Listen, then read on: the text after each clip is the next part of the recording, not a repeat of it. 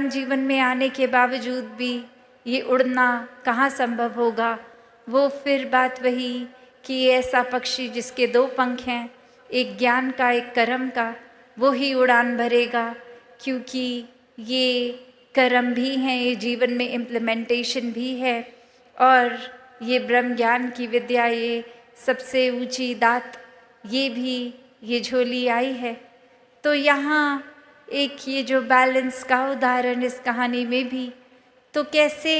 एक सुनने में तो लगता है कि एक शायद बैलेंस अचीव करना जीवन में पॉसिबल नहीं है, क्योंकि हमारा जहाँ मन ये चंचल है, एक तरफ अगर लग जाएगा, एक अगर हमने चीज़ दिमाग में बांध ली तो बस उसी ट्रैक पे उसी को ही सोचता जाएगा और एक चीज़ की इतनी एक्सट्रीम कर देगा,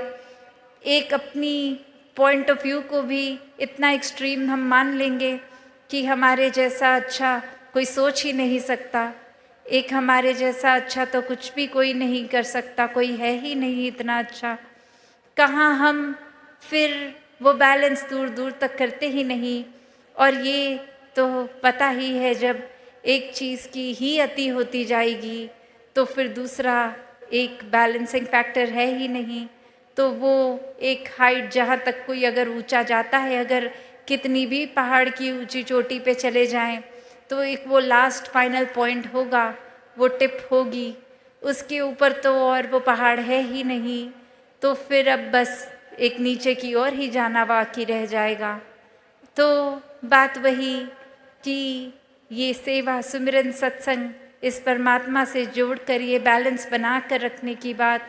और वहीं ये भी एक समझाया गया, आज चाहे सुबह वो सेवा दल रैली के रूप की एक स्किट द्वारा ही एग्जाम्पल उन्होंने सेवा का ही लिया कि कैसे